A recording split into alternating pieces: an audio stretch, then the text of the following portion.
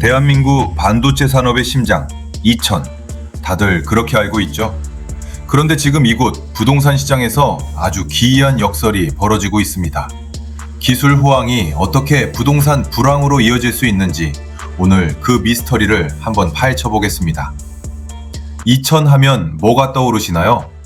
그렇죠. 바로 세계적인 기술 기업 SK하이닉스의 심장부입니다. 우리나라 경제 성장의 상징이기도 하고 뭐랄까 첨단 산업의 대표주자. 그래서 많은 분들이 선망하는 그런 도시잖아요. 그런데 이 숫자 한번 보시죠. 마이너스 4.31%. 이게 뭐냐면요. 바로 올해 이천시 아파트 가격이 떨어진 수치입니다. 근데 놀라운 건 이게 수도권 전체에서 하락률 1위라는 겁니다. 가장 많이 떨어졌어요. 아니 상식적으로 좀 이상하지 않나요? 세계적인 대기업이 있는 도시가 어떻게 수도권에서 집값이 제일 많이 떨어지는 위기를 겪고 있을까요? 바로 이 질문이 오늘 우리가 풀어야 할 핵심 미스터리입니다. 자, 그럼 먼저 이 위기의 실체를 데이터로 한번 자세히 들여다보겠습니다. 뭐 감정적인 얘기 말고요. 객관적인 숫자로 이 붕괴가 얼마나 심각한지 직접 확인해 보시죠. 이 그래프를 보시면요. 상황이 얼마나 심각한지 그냥 한눈에 딱 들어옵니다. 이천의 하락률이 마이너스 4.31%인데 전국 평균은 고작 마이너스 0.2%예요. 이건 뭐 비교가 안 되는 수준이죠. 이건 단순한 조정이 아니라 거의 폭락이라고 봐야 합니다. 실제 사례를 보면 더 충격적입니다. 이천의 랜드마크 아파트 중 하나죠. 이천 롯데캐슬. 여기가 최고가에 비해서 무려 35.1%가 떨어졌습니다. 금액으로 따지면 2억 6천만 원이 그냥 사라진 거예요. 아파트 한 단지에서 말이죠. 정말 믿기 힘든 숫자입니다. 미분양 관리지역, 좀 어려운 말이죠. 쉽게 말해서 여기는 새 집이 너무 안 팔려서 정부가 특별 관리합니다라는 딱지를 붙인 거예요. 그런데 이천시가 이 불명예 딱지를 무려 13개월 연속으로 달고 있다는 겁니다. 이 도넛 차트를 보면 문제의 핵심이 바로 보입니다. 전문가들이 볼 때 이천시에 1년에 필요한 새 집은 약 1120가구 정도예요. 그런데 앞으로 지어질 집은 6401가구나 됩니다. 와, 필요한 것보다 5배가 넘는 물량이 시장에 쏟아진다는 얘기죠. 근데 여기에 기름을 부은 게 바로 627 부동산 대책이라는 강력한 규제였어요. 이 표를 보시면 바로 이해가 되실 겁니다. 새로 짓는 아파트들 가격이 대부분 6억 원을 훌쩍 넘잖아요. 근데 정부가 정한 대출 한도는 딱 6억 원. 그러니까 사실상 대출 받아서는 새 아파트를 살 수가 없게 막아버린 거죠. 시장이 꽁꽁 얼어붙을 수밖에요. 아니 도대체 이천은 어쩌다가 이런 상황까지 오게 된 걸까요? 지금부터는 이 위기를 만들어낸 퍼펙트 스톰의 진짜 원인들을 하나하나 파헤쳐 보겠습니다.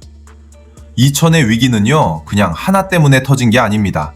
세 가지 핵심 요인이 정말 절묘하게 동시에 터져버렸어요. 첫째, 탄탄하지 못하고 외부 투자에만 기댄 수요. 둘째, 그 수요를 한참 넘어선 어마어마한 공급 물량. 그리고 마지막으로 시장의 숨통을 끊어버린 강력한 금융 규제. 이 세 가지가 합쳐진 겁니다. 첫 번째 원인부터 볼게요. 바로 모래성 같았던 수요 구조입니다. 이게 무슨 말이냐면 이천의 주택시장은 이천에 실제로 살려는 사람들보다는 서울 같은 외부 지역에서 시세 차익을 노리고 들어온 갭 투자자들이 떠받치고 있었다는 거예요. 기초가 엄청나게 부실했다는 거죠. 여기서 이런 생각하실 수 있어요. 아니 SK하이닉스 직원들이 그렇게 많은데 그 사람들이 사면 되지 않나? 하고요. 근데 이 내용을 보시면 그게 쉽지 않다는 걸 알 수 있습니다.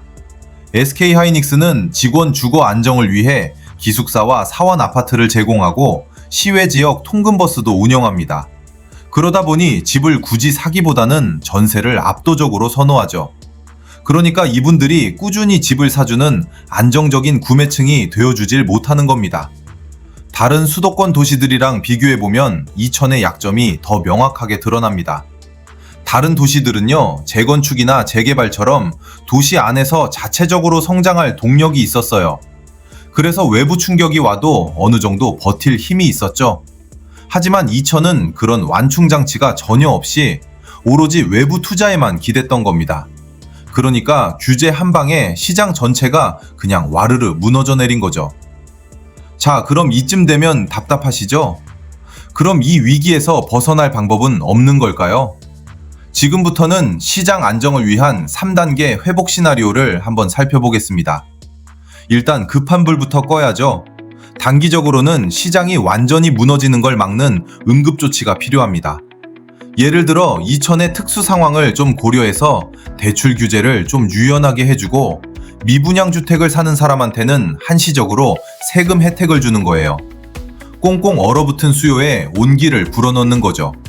그리고 안 팔리는 집들은 공공임대주택으로 바꾸는 방법도 생각해 볼 수 있습니다. 중기적으로는 도시 자체의 매력을 키워야 합니다. 교통이나 교육, 문화시설 같은 걸 더 좋게 만들어서 정말 여기서 오래 살고 싶다 하는 도시로 만들어야 진짜 실수요자들이 모여들지 않겠어요? 그리고 좀 스마트하게 SK하이닉스가 앞으로 몇 명이나 더 뽑을지 보고 거기에 맞춰서 주택 공급량을 조절하는 그런 똑똑한 정책도 필요합니다. 그리고 가장 중요한 장기적인 그림. 결국엔 이 한 기업에만 너무 의존하는 구조를 바꿔야 합니다. 반도체 관련 연구소나 부품 소재 기업들을 더 유치해서 경제 구조를 좀 다양하게 만들고요.